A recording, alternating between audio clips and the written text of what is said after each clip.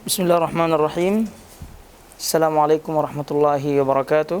Alhamdulillah rabbil alamin. Wassalatu wassalamu ala asyrafil anbiya'i wal mursalin nabiyina Muhammadin wa ala alihi wa sahbihi wa man tabi'ahum bi ihsanin ila yaumiddin. Amma ba'd.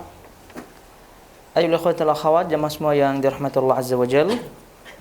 Tentunya alhamdulillah Allah Subhanahu wa taala masih memberikan kita taufiknya untuk kita lanjutkan kembali bahasan dan kajian rutin kita pada pagi hari ini. Semoga Allah Subhanahu wa taala tetap memberikan kita ikhlas karenanya dalam setiap amal perbuatan. Taib, jadi kita sekarang akan melanjutkan bahasan kitab At-Tauhid dari Sahih Al-Bukhari, dan insyaallah ta'ala kita akan memasuki bab baru dalam bahasan ini, yaitu bab yang ke-41 ya, bab yang ke-41 di kitab At-Tauhid Sahih Al-Bukhari. Taib, jadi di situ Al-Imam Al-Bukhari rahimahullahu taala menyebutkan babu qaulillahi ta'ala dalam surah Fussilat ayat 22, wa ma kuntum tastatiruna an yashhada 'alaikum sam'ukum wala absarukum wala juludukum walakin dhanantum anna Allah la ya'lamu katsiran mimma ta'malun. Taib, hadis ini atau bab yang disebutkan oleh Imam Al-Bukhari rahimahullahu taala di sini menyebutkan tentang sifat-sifat Allah Subhanahu wa taala, dan yang lebih ditekankan di sini sebagaimana yang disebutkan oleh sebagian para ulama, dan itu yang rajih tentunya adalah beliau ingin menekankan akidah Ahlussunnah wal Jamaah bahwa Allah Subhanahu wa taala itu memiliki sifat kalam, dengan ditunjukkan bahwa perkataan itu selalu disandarkan kepada yang mengucapkan. Jadi ucapan itu selalu disandarkan kepada yang mengucapkan. Taib, dalam ayat ini mana yang menunjukkan bahwasanya Imam Al-Bukhari rahimahullahu taala ingin menyampaikan hal tersebut yang tadi kita sebutkan, karena di situ kalau kita melihat sebagian syurah atau sebagian para ulama yang menjelaskan bab ini, beliau atau mereka menyebutkan bahwa maksud daripada Al-Bukhari rahimahullahu taala ini ingin menetapkan akidah Ahlussunnah Jamaah berkaitan dengan sifat Allah Subhanahu wa taala berupa as-sama', berupa pendengaran, dan juga berupa pengetahuan. Namun yang rajih adalah apa yang tadi kita sebutkan, yang tentunya dari sebagian para ulama, bahwa Al-Imam Al-Bukhari rahimahullahu taala maksudnya adalah menekankan bahwasanya ucapan itu disandarkan kepada yang mengucapkan. Nah, begitu juga dengan Allah Subhanahu wa taala ketika mengucapkan sesuatu, ketika mengucapkan kalam, dan kita ketahui kalam Allah Azza wa Jalla itu tidak terbatas dan sesuai dengan kehendaknya, dan terkhusus juga di sini adalah Al-Qur'an adalah merupakan ucapan atau kalam dari Allah Subhanahu wa taala, maka tentu itu disandarkan kepadanya Rabbul Alamin. Jadi di situ disebutkan bab firman Allah taala, janganlah kalian bab firman Allah Subhanahu wa taala, kamu sekali-kali tidak dapat bersembunyi dari kesaksian pendengaran, penglihatan, dan kulitmu kepadamu. Ini bab yang disebutkan oleh Imam Bukhari Fussilat ayat 22. Karena kalau kita melihat zahir ayat ini secara teks, ya ada kemungkinan bahwasanya Allah Subhanahu wa taala menetapkan sifat sama, sifat mendengarnya. Karena itu ada sebagian tadi kita sebutkan syurah atau sebagian para ulama yang menjelaskan bab ini, mereka menyebutkan tadi Imam Bukhari ingin menetapkan sifat Allah Subhanahu wa taala berupa pendengaran. Ya, karena di sini disebutkan kamu sekali-kali tidak dapat bersembunyi dari kesaksian pendengaran, penglihatan dan kulitmu kepadamu. Nah, tentu yang kita pilih adalah yang tadi di awal, bahwa Imam Al-Bukhari rahimahullahu taala ingin menetapkan akidah Ahlussunnah Jamaah bahwa setiap ucapan itu disandarkan kepada yang mengucapkan. Nah, dari sisi mana pendalilan dari ayat ini? Ini kan ayat Fussilat ayat 22. Nah, untuk lebih jelasnya kita merujuk atau kita kembali kepada ayat-ayat sebelumnya, ayat 20 dan juga ayat 21 daripada surah Fussilat. Maka akan lebih jelas lagi maksud daripada ayat ini, sehingga tujuan atau keinginan Imam Bukhari rahimahullah taala untuk menetapkan akidah Ahlussunnah Jamaah berkaitan dengan kalamullah ini tentu kita fahami. Tapi jadi kalau kita melihat di situ surah Fussilat ayat 20, Allah menyatakan di situ hatta idza ja'uha syahida 'alaihim sam'uhum wa absaruhum wa juluduhum bima kanu ya'malun.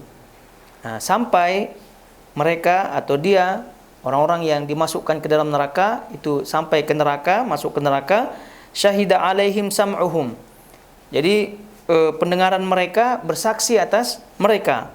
Begitu juga absaruhum, penglihatan mereka, juga kulit mereka itu akan bersaksi atas mereka bima kanu ya'malun, terhadap apa yang mereka pernah lakukan di dunia.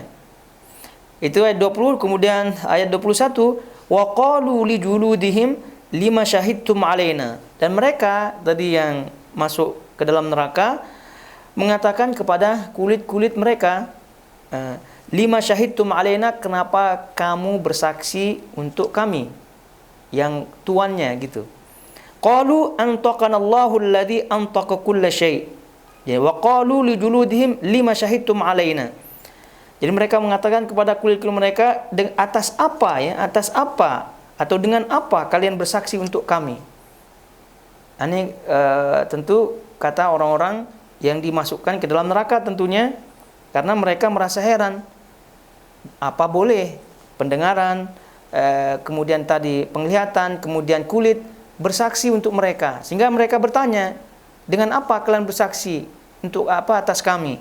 Mereka menjawab, si kulit-kulit tadi atau pendengaran tadi menjawab, qalu antaqanallahu alladhi antaqa kulla syai'. Antaqanallah, Allah yang membuat kami boleh berbicara, dan dialah yang membuat atau yang membuat seluruh makhluk berbicara. Jadi antaqa yantiqu, yaitu berbicara. Itu zat yang membuat kami berbicara, yaitu Allah lah yang membuat kami berbicara, mengucapkan kalimat, dan dialah yang menjadikan semua makhluk berbicara. Wa huwa khalaqakum awwala marratin wa ilaihi turja'un, dan dialah yang menciptakan kalian pertama kali dan kepadanya kalian akan kembali. Nah, barulah ayat 22, wa ma kuntum tastathirun, kamu sekali-kali tidak dapat bersembunyi dari kesaksian pendengaran, penglihatan dan kulitmu kepadamu. Jadi kalau dah kita membaca dari ayat 20, ayat 21, ayat 22, maka jelas di sini apa yang dimaksud oleh Imam Al-Bukhari, bahwa setiap ucapan itu disandarkan kepada yang mengucapkan. Ya, dalam hal ini kulit, kemudian pendengaran, kemudian penglihatan, itu kan nanti akan dibuat bicara, akan mampu bicara. Siapa yang memampukan mereka bicara? Allah Subhanahu wa taala. Nah, ketika mereka berbicara, mengucapkan sesuatu untuk bersaksi atas tuan-tuan mereka yang memiliki atas manusia, ya tentu ucapan itu disandarkan kepada mereka, kepada kulit-kulit itu, bukan lagi kepada tuan-tuannya, bukan lagi kepada pemiliknya di dunia. Itu tidak. Bukan lagi. Karena ketika kulit itu bersaksi, jadi persaksiannya atau ucapannya tersebut tidak boleh tidak masuk akal lagi kalau disandarkan kepada yang memiliki atau tuannya di dunia. Karena malahan tuannya ini bertanya, dengan apa kamu bersaksi kepadaku? Seolah-olah dia merasa heran, karena yang dapat bicara hanya dia waktu di dunia, itu tidak dengan lisannya. Justru malah lisan ini tidak berbicara. Jadi yang berbicara adalah pendengaran, penglihatan, kulit dan seterusnya.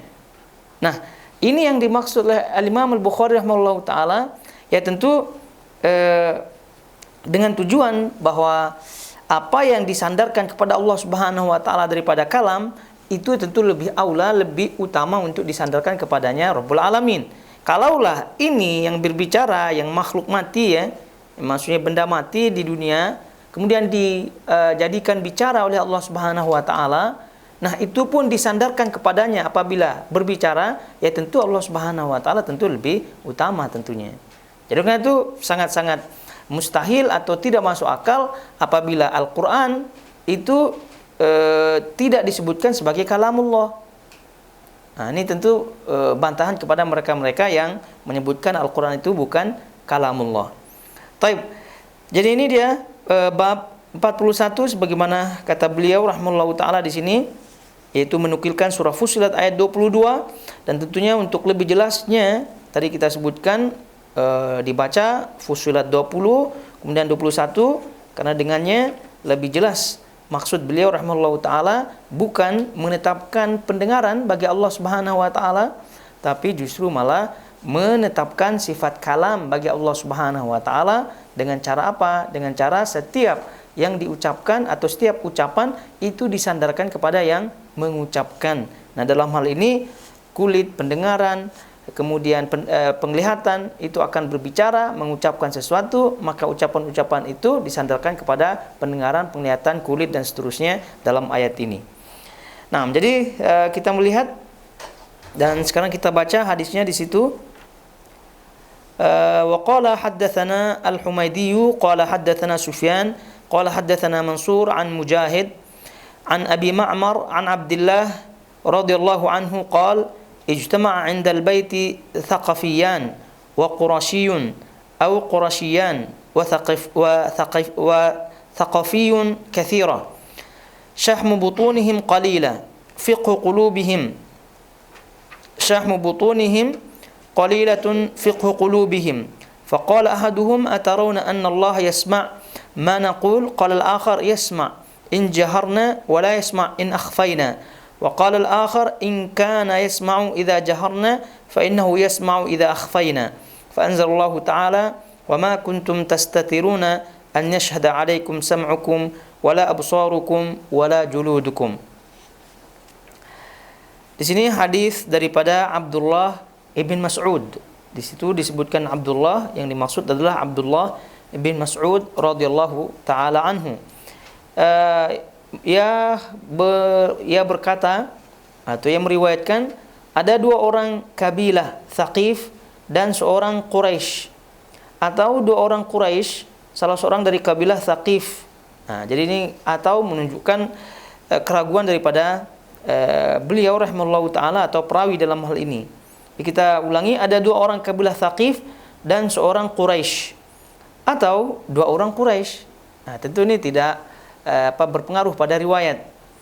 Kemudian salah seorang daripada kabilah Thaqif, lemak perutnya terlihat banyak sekali, sementara kefakihan hati mereka sangat minim. Ya, maksudnya jahil. Ya, syahmu butunihim, kemudian kathiratun syahmu butunihim qalilatun fiqhu qulubihim. Lemak perutnya banyak tapi ilmunya sedikit.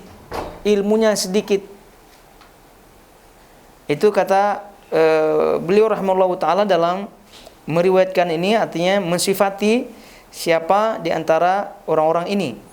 Kemudian lalu salah seorang dari mereka berkata, apa menurutmu Allah akan mendengar apa yang kita ucapkan?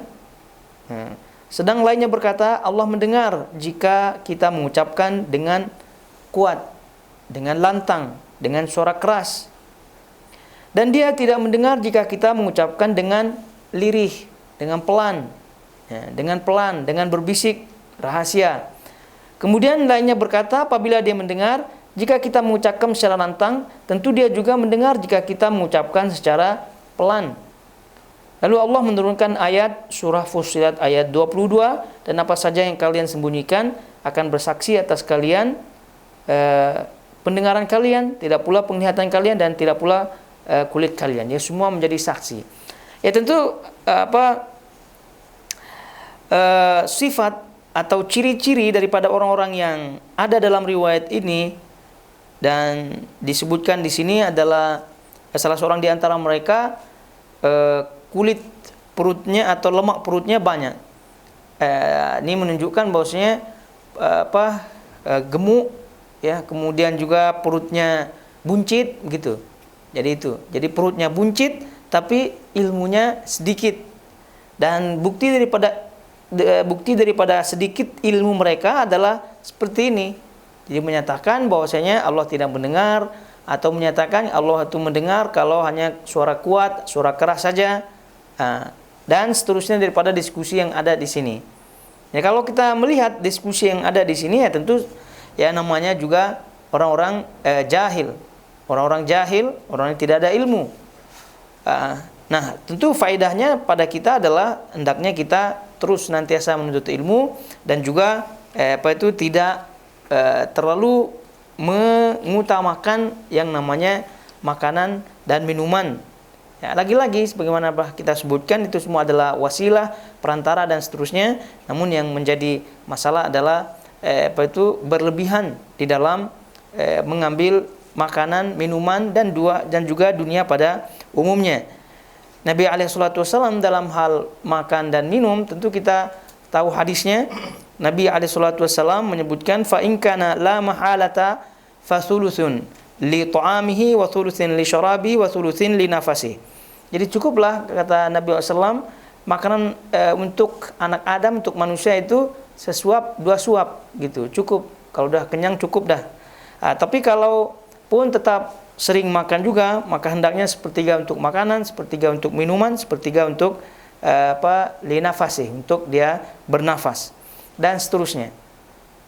Jadi ini berkaitan dengan adab daripada makanan tentunya, dan semua insyaallah kita sudah mengetahui kaidahnya dalam hal ini, jangan berlebihan. Nah, tadi kita sebutkan 3 orang di sini. Ada di antara mereka yang tadi perutnya buncit namun ilmunya sedikit. Tentu ini adalah kejadian khusus, ya, dan tidak menjadi ukuran, tentu tidak bisa jadikan sandaran hukum secara umum, bahwa apabila kita melihat orang perutnya buncit lalu kemudian kita simpulkan ilmunya sedikit. Ya, tidak demikian. Ini adalah kejadian-kejadian terbatas saja dan tidak mendasari suatu hukum. Dan juga betapa banyak tentunya para ulama juga para dai dan seterusnya yang ya perutnya buncit juga, dan juga ada sebagian sahabat-sahabat juga perutnya buncit juga. Tapi mereka tentu ilmunya sangat-sangat luar biasa, dan bahkan dalam diriwayatkan bahwa Ali bin Abi Thalib radhiyallahu ta'ala anhu juga, ya, ini tentu di akhir-akhir menjelang atau setelah beliau sudah berumur, ya tentu ada yang menyebutkan perutnya buncit juga. Ini menunjukkan bahwa ini adalah perkara yang tidak dijadikan padanya atau sandaran suatu hukum, dan ini menunjukkan adalah kisah sebatas pada waktu yang dikisahkan oleh Abdullah ibn Mas'ud radhiyallahu taala anhu. Baik, jadi jelas ya bahwa apa yang disebutkan oleh Imam Al-Bukhari rahimahullahu taala tentang bab ini, jadi semakin kita fahami bahwasanya Allah Subhanahu wa taala itu memiliki sifat-sifat. Di antaranya adalah sifat kalam baginya Rabbul Alamin. Taib, itu dia, karena di bab ini cuma 1 hadis saja yang disebutkan oleh beliau rahimahullahu taala, dan sekarang kita akan beranjak menuju bab berikutnya, yaitu bab yang ke-42. Nah, bab yang ke-42. Taib. Jadi bab yang ke-42 disebut di situ juga firman Allah Subhanahu wa taala, qala al-Bukhari rahimahullahu taala babu qaulillahi taala kulla yaumin huwa fi sya'n. Kulla yaumin huwa fi sya'n.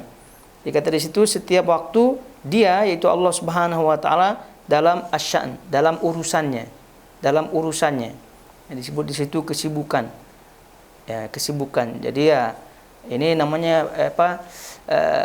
bahasa kita ya dialih bahasakan ya, cuma tentu kesibukan di sini maksudnya adalah urusan. Urusan ya tentu dalam hal ini berkaitan dengan kehendak. Berkaitan dengan kehendak. Ya tentu juga kita perlu ketahui bahwasanya kesibukan atau urusan yang dimaksud di sini adalah urusan sesuai dengan kehendak Allah Subhanahu wa taala dan berdasarkan tentu atas kekuasaan dan juga sama sekali tidak berpengaruh padanya Rabbul Alamin, artinya Allah tidak merasa berat atas sesuatu yang dilakukannya, atas sesuatu yang diurusinya. Nah, tapi di situ kalau kita melihat Allah Subhanahu wa taala atau Al-Imam Al-Bukhari rahimahullahu taala di sini menyebutkan babnya cukup panjang di situ, kita baca saja babnya karena biasa di terjemahnya ini ringkas-ringkas saja. Jadi qala al-Bukhari rahimahullahu taala babu qaulillahi taala, bab firman Allah Subhanahu wa taala kulla yaumin huwa fi sya'n, setiap waktu, setiap hari dia Allah Subhanahu wa taala memiliki urusan. Kemudian wa ma ya'tihim min dzikrin min rabbihim muhdatsin. Wa ma ya'tihim min dzikrin min rabbihim muhdatsin. Kemudian wa qaulihi ta'ala la'alla Allah yuhditsu ba'da dzalika amra.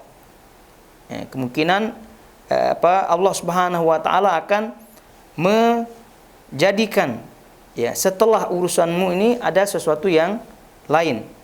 Kemudian wa anna hadatsahu la yushbihu hadatsal makhluqin liqaulihi ta'ala laisa kamitslihi syai'un wa huwas samiul basir. Dan sesuatu yang dilakukan oleh Allah Subhanahu wa taala atau sesuatu yang dibuat oleh Allah Subhanahu wa taala itu tidak sama dengan sesuatu yang dibuat oleh makhluknya. Sebagaimana firman Allah Subhanahu wa taala laisa kamitslihi syai'un, dia tidak serupa dengan sesuatu, wa huwas samiul basir, dan dia Maha melihat dan Maha mendengar. Kemudian wa qala Ibnu Mas'ud 'anin Nabi alaihi salatu wasallam, Ibnu Mas'ud meriwayatkan daripada Nabi alaihi salatu wasallam, innallaha yuhditsu min amrihi ma yasha.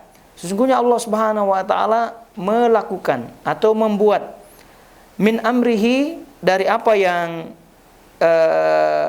dari urusannya. Jadi sesungguhnya Allah Subhanahu wa taala melakukan daripada urusannya ma yasha, apa yang dikehendakinya. Wa inna mimma ahdath alla tatakallamu fi shalah. Di antara yang dilakukan, yang diinginkan oleh Allah Subhanahu wa taala adalah kalian tidak boleh berbicara ketika sholat. Nah, ini tentu campur-campur dia punya faedah yang ada, namun poinnya adalah Allah Subhanahu wa taala itu memiliki urusan, kehendak, dan urusan itu berdasarkan kehendaknya Rabbul Alamin. Nah, bab ini jamaah semua yang dirahmati Allah Azza wa Jal, beliau ingin sampaikan kepada kita tentang sifat Allah Subhanahu wa taala. Bahwa yang pertama kita harus yakini sifat Allah Subhanahu wa taala itu nama-nama dan juga sifat-sifat Allah Subhanahu wa taala azali. Azali.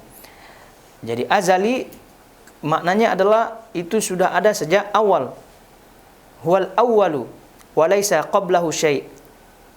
Huwal akhiru wa laisa ba'dahu syai'. Dialah Allah Subhanahu wa taala yang paling pertama dan tidak ada yang sebelumnya.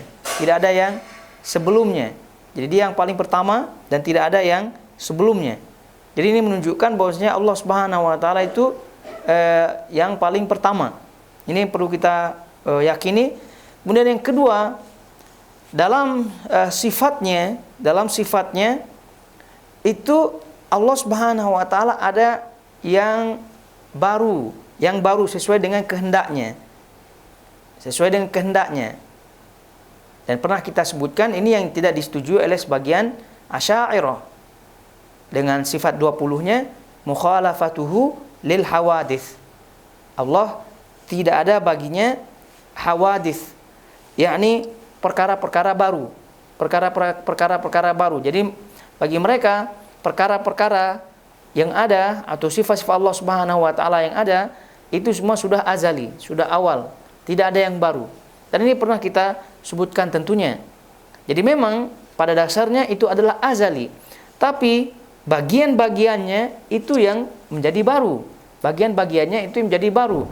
Allah Subhanahu wa taala di antara sifatnya adalah Ar-Razzaq, Maha pemberi rezeki. Sifatnya Allah Subhanahu wa taala sekali lagi Maha pemberi rezeki.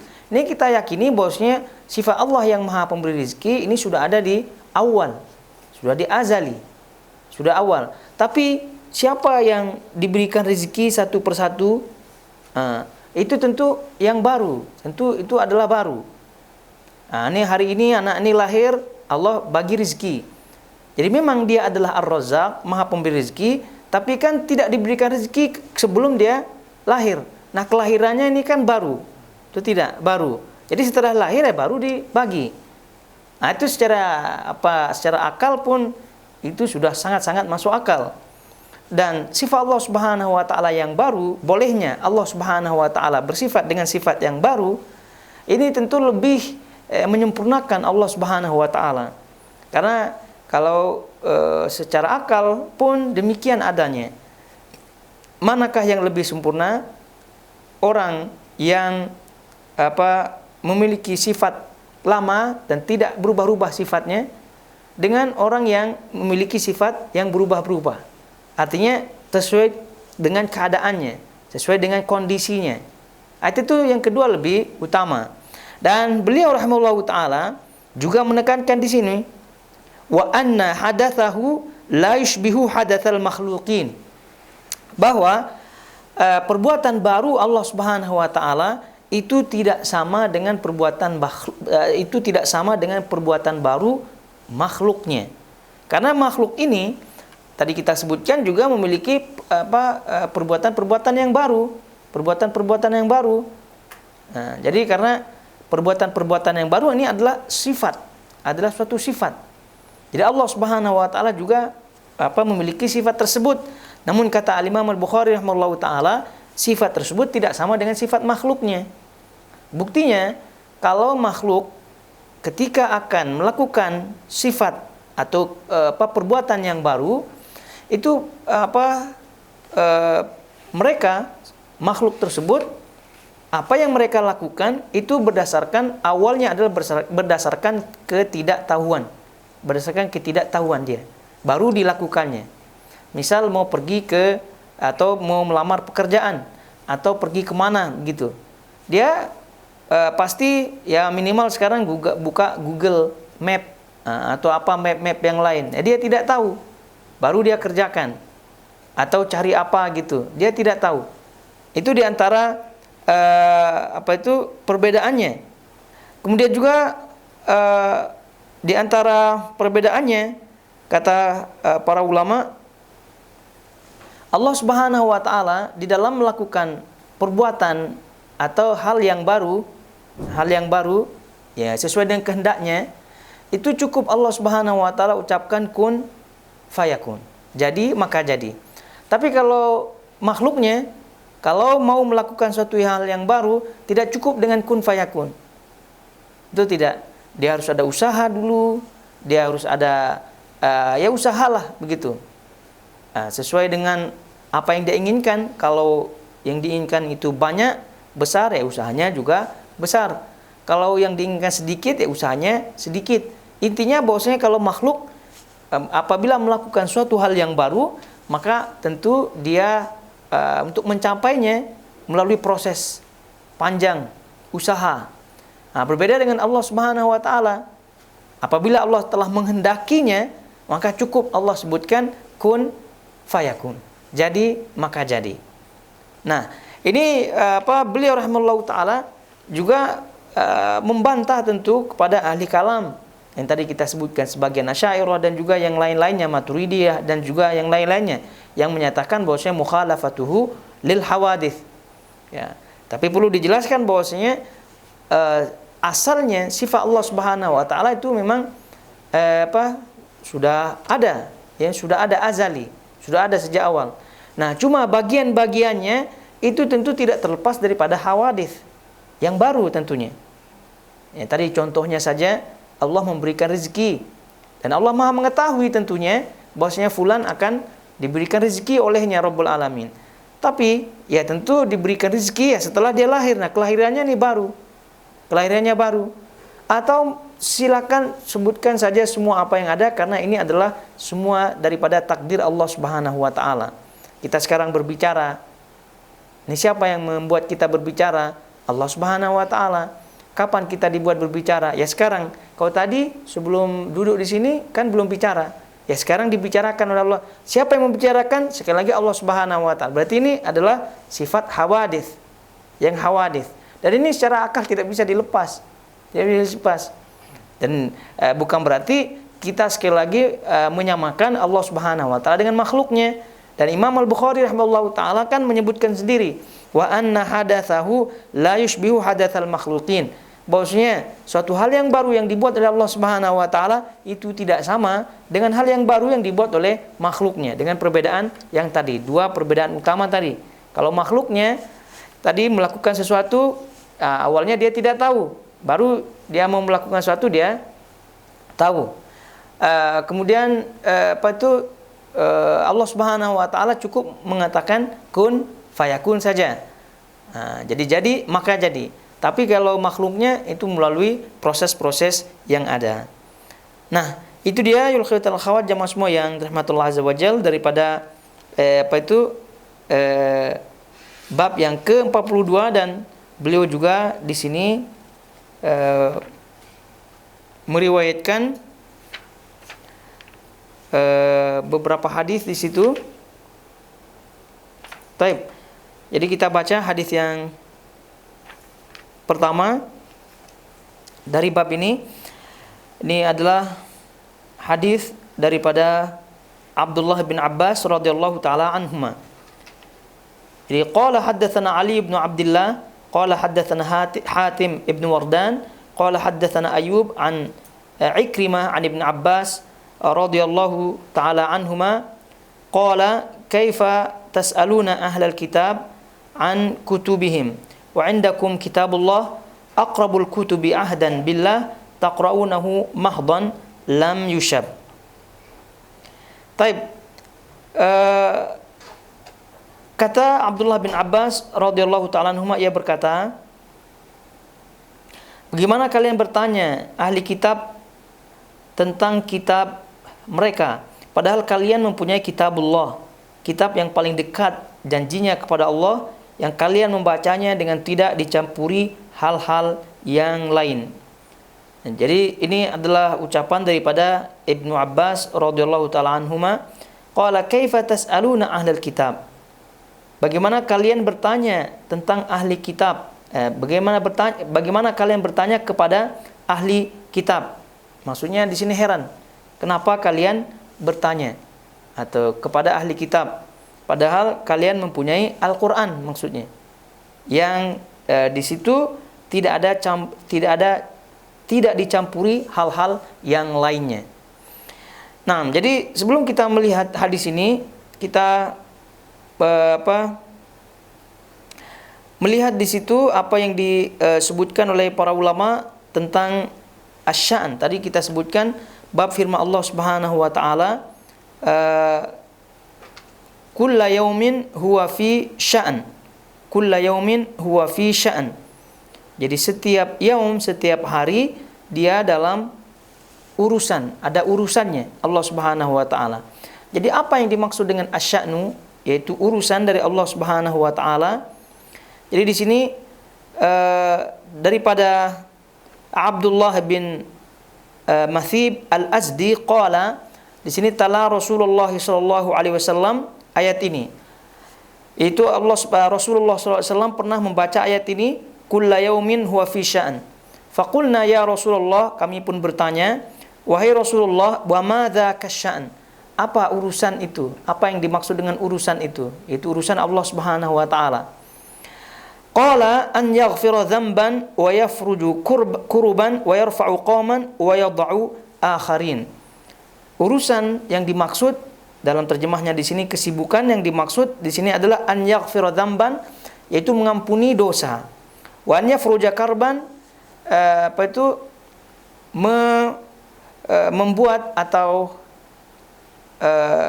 melapangkan urusan. Jadi yang pertama adalah menghapus dosa, kemudian melapangkan urusan, wa yarfa'u qauman, meninggikan suatu kaum, yaitu meninggikan derajat suatu kaum, wa yad'u akharin, dan juga merendahkan suatu kaum. Ini adalah termasuk yang dimaksud dengan asya'nu, urusan Allah Subhanahu wa taala. Dan pernah kita sebutkan juga bab bahasan tentang takdir, ya, Allah Subhanahu wa taala, kan di situ ada bagian-bagiannya. Ada takdir yang tahunan, setiap tahun Allah Subhanahu wa taala menakdirkan, itu yang ada pada Lailatul Qadar. Pada Lailatul Qadar. Lailatul Qadar, di situ Allah Subhanahu wa taala menakdirkan semua takdir makhluknya. Nah, ada juga yang disebut oleh para ulama takdir yaumi, takdir harian. Nah, takdir harian. Dalil daripada takdir harian, setiap hari Allah menakdirkan, maknanya Allah membuat suatu hal yang baru dalam takdirnya ini. Itu yang dimaksud dengan ayat ini. Setiap waktu atau setiap hari dia ada urusan. Maksudnya Allah Subhanahu wa taala menakdirkan, dan itu dengan bahasanya hawadits, hadis. Suatu Allah Subhanahu wa taala membuat hal yang baru. Ya, setiap hari. Nah, bagaimana bentuknya? Rasulullah SAW menyebutkan di situ an yaghfira dzamban, mengampuni dosa, melampangkan urusan, mengangkat derajat suatu kaum, dan juga menghinakan suatu kaum, dan juga yang lain-lainnya. Jadi intinya tadi seperti kita sebutkan, Allah Subhanahu wa taala tidak dinafikan kepadanya sifat-sifat hawadits, yaitu yang baru, karena itu berkaitan dengan kehendaknya Rabbul Alamin. Dan juga ini dalam waktu yang sama bukan berarti menyamakan Allah dengan makhluknya, dan juga kita yakini bahwasanya sifat Allah Subhanahu wa taala semuanya berbentuk azali. Sudah ada, sejak awal itu sudah ada. Namun bagian-bagiannya itu yang tadi kita sebutkan berbentuk hadis, berbentuk baru. Tapi di sini tadi kita sebutkan hadis ini Abdullah bin Abbas radhiyallahu taala anhuma menyebutkan di situ kepada orang-orang di sekelilingnya, kaifa tas'alun, bagaimana mungkin, ya, ini beliau tentu heran, kenapa kalian bertanya kepada ahli kitab, padahal kalian memiliki kitabullah, yaitu Al-Quran di sini. Nah, ini tentu yang sebagai poinnya, sebagaimana katanya di sini, kitab yang paling dekat janjinya kepada Allah, yang kalian membacanya dengan tidak dicampuri hal-hal yang lain. Nah, maksudnya di situ bahwasanya Al-Qur'anul Karim itu adalah menunjukkan di situ ada hal-hal yang telah ditulis oleh Allah Subhanahu wa taala, yaitu takdir-takdirnya Rabbul Alamin, sehingga semua pelajaran-pelajaran yang ada atau juga faedah-faedah yang ada, itu semua sudah ada dalam Al-Qur'an. Dan itu tadi disebutkan tidak ada perubahan-perubahan di dalamnya. Berbeda dengan kitab-kitab yang lain atau pada agama-agama yang lain seperti Yahudi, Nasrani, dan seterusnya. Dan ini juga mengingatkan kepada kita bahwa kita tidak boleh tentunya bermain-main dengan syubhat. Bermain-main dengan syubhat, dengan menyatakan dirinya sudah banyak ilmu, lalu kemudian membaca atau mendengar kepada yang memiliki syubhat dan seterusnya. Nah, dan ini juga sama dengan riwayat yang Rasulullah SAW tegur Umar bin Khattab radhiyallahu taala anhu ketika membaca Injil dan seterusnya. Nah, dan ini sekali lagi pelajaran yang penting bagi kita semua, bahwa kita betul-betul menguasai kita punya agama, kita punya din, kita punya ilmu, ya. Baru kalau ada keperluan-keperluan, ya barulah kita melihat ke samping kanan, samping kiri. Tapi pun kalaupun tidak ada, pun tidak ada masalah, tidak ada masalah. Dan kalau ada yang ngajak debat dan seterusnya, kita tidak perlu berdebat, Karena perdebatan itu tidak menjadikan kita menjadi kokoh daripada agama kita. Jadi yang menjadikan kokoh agama kita adalah kita belajar terus dan terus daripada sumber-sumber yang sudah jelas. Jadi sekali lagi, ini pelajaran penting bagi kita semua untuk tidak mendekati syubhat, tidak mendekati syubhat. Dan ini yang disampaikan oleh Abdullah bin Abbas radhiyallahu taala anhuma. Bagaimana kalian bertanya kepada ahli kitab gitu tentang kitab mereka. Padahal ini sudah ada Al-Qur'an Al-Karim, dan Al-Qur'an itu tentu tidak ada di dalamnya perubahan yang ada. Dan silahkan kiaskan kepada yang lainnya tentang syubhat-syubhat yang ada, terutama sekarang di akhir zaman kita berkaitan dengan dunia internet yang merajalela tentunya.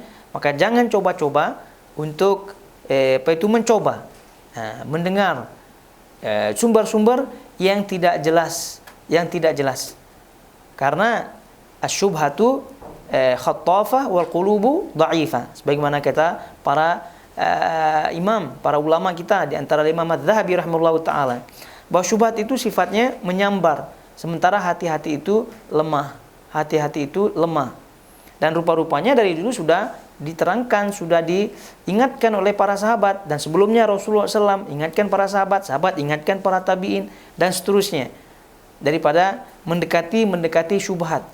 Jadi jangan pernah sekali lagi mencoba-coba untuk mendekatinya, karena tidak ada yang menjamin hati kita untuk tidak terlena mendengar, mengikuti, dan bahkan juga mencintai sumber tersebut.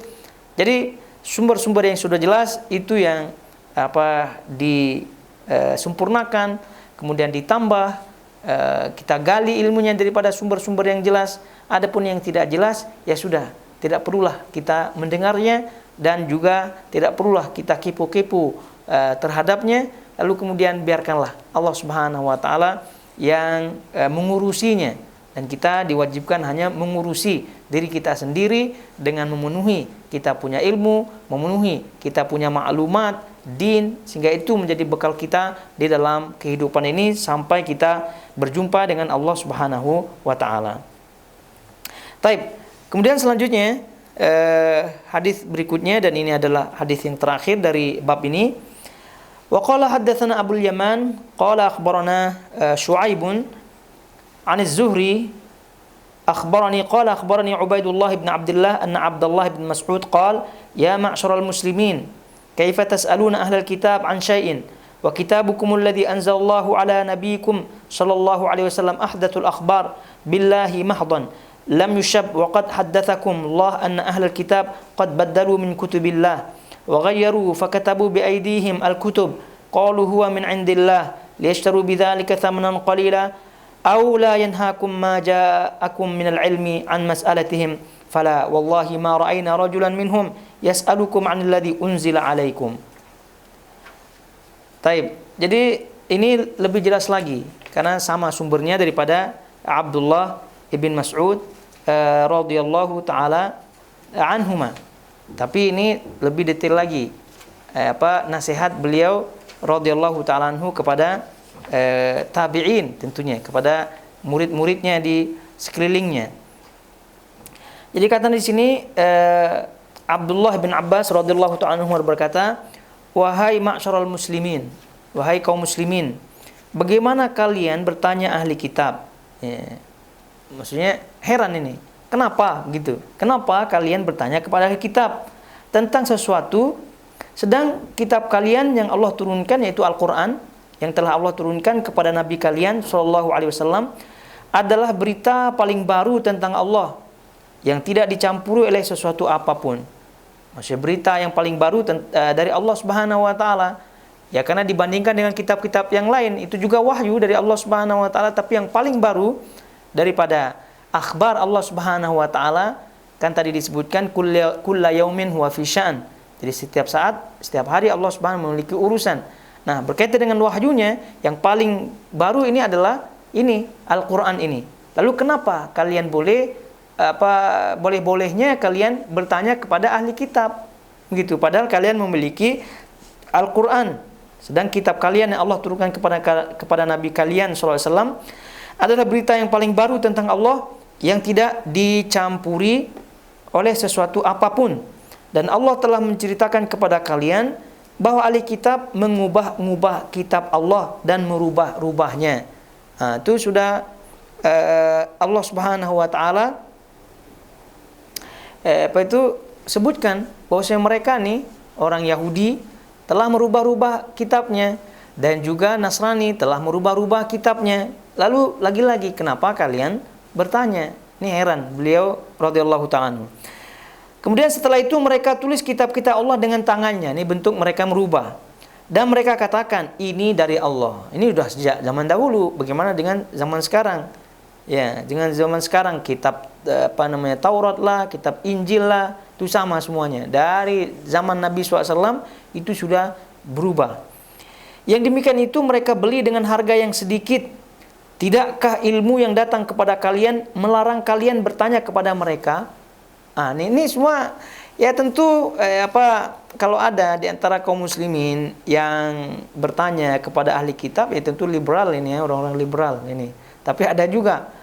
Cuma tadi kita sebutkan pelajaran yang paling utama bagi kita, jangankan ahli kitab ya dari Yahudi dan Nasrani, sumber-sumber yang tidak jelas pun jangan kita dekat-dekat. Ini sudah ada dasarnya sejak dahulu, ini sudah ada. Sebab itulah para ulama kita itu dari dulu sampai sekarang menasihatkan kepada kita, kemudian juga melarang kita, istilahnya tahdzir ya, melarang ya, kita untuk mendekat-dekat dengan mereka-mereka yang tidak jelas sumbernya. Tidak jelas sumbernya, tidak bermanhaj dengan manhaj as-salaf dalam mengambil ilmu dan seterusnya. Jadi kata beliau rahimahullah taala, tidakkah ilmu yang datang kepada kalian melarang kalian bertanya kepada mereka? Dah jelas. Ilmu itu sudah jelas ya. Kemudian tidak, demi Allah. Ini ucapan beliau rahimahullah taala, demi Allah tidak akan kami lihat salah seorang dari mereka demi Allah tidak pernah kami lihat salah seorang di antara, ini tidak akan, jadi maksud tidak pernah ya, tidak pernah kami melihat salah seorang di antara mereka bertanya kepada kalian tentang yang diturunkan kepada kalian. Ini maksudnya apa? Maksudnya kalian, kenapa kalian bertanya kepada mereka sedangkan Al-Quran ada di depan kalian dan juga telah disebutkan tidak boleh kalian bertanya kepada mereka. Nah, kemudian sebaliknya, tidak ada satupun di antara mereka yang pernah bertanya kepada kalian tentang Al-Quran. Tidak pernah. Itu maksudnya. Jadi, sama sekali tidak ada salah satupun di antara mereka yang bertanya kepada kalian tentang Al-Quran. Terus kalian pula yang bertanya. Ini kan terbalik. Dan begitu seterusnya di zaman kita sekarang ini. Ya, tadi kita sebutkan ya, kalau udah sampai level ke ahli kitab ya sudah liberal namanya ya. Tapi yang namanya kita salamatud din aula min salamatil badan, atau muqaddamun min salamatil badan. Keselamatan agama itu lebih utama dan lebih diutamakan dari keselamatan agama ya. Keselamatan agama itu lebih diutamakan, lebih diawalkan ya daripada keselamatan badan. Jadi maknanya apa? Maknanya tadi lagi-lagi kita ingatkan, sumber-sumber yang tidak jelas itu tidak kita ikuti. Ya karena mereka juga tidak pernah belajar, tidak pernah bertanya juga. Yang paling tidak mereka pun kalau mau belajar ya paling debat. Kalau mau belajar paling untuk menjatuhkan. Itu dia. Jadi ini apa yang disebut oleh Ibnu Abbas radhiyallahu ta'ala berlaku kepada sumber-sumber yang tidak jelas, berlaku pada semuanya. Karena kalau mereka ya dalam hal ini Yahudi ingin bertanya kepada kaum muslimin tentang Al-Quran, ya tentu dengan niat yang baik. Dan itu kata Ibnu Abbas tidak ada. Ya begitu juga dengan sumber-sumber yang tidak jelas di zaman kita sekarang ini tentunya. Jadi mereka hanya kalaupun mau tahu tentang manhaj salaf, sumber-sumber yang jelas daripada sumber talaqi, sumber ilmu daripada ulama-ulama salaf, itu paling untuk sekedar hanya tahu untuk tadi kita sebutkan sebagai untuk modal berdebat, dan juga untuk mencari celah-celah kesalahan dan seterusnya. Nah, oleh karena itu kenapa kita pula bertanya, apalagi menuntut ilmu dengan mereka, sedangkan mereka tidak pernah begitu menuntut ilmu di ulama-ulama yang sudah jelas sumber-sumbernya daripada ulama manhaj salaf. Jadi kalau demikian, ya untuk apa? Jadi oleh karena itu mari kita sibukkan diri kita dengan cara betul-betul menyelamatkan diri kita dengan betul-betul mencari sumber-sumber yang jelas dalam agama kita. Dan tadi kita sebutkan salamatud-din aula min salamatil badan. Keselamatan agama itu lebih diutamakan daripada keselamatan badan. Dan ini dikiaskan tentunya kepada yang lain-lainnya. Nah, dalam kehidupan kita ya tentu keselamatan seperti ini ya bagi kaum muslimin yang memiliki prinsip yang kuat itu hendaknya betul-betul diselamatkan hal-hal seperti ini. Dan cara menuntut ilmu dan seterusnya. Ini kita berbicara menuntut ilmu. Ini apalagi mereka yang tidak menuntut ilmu. Sudah lebih banyak lagi syubhat-syubhat yang akan menyambarnya.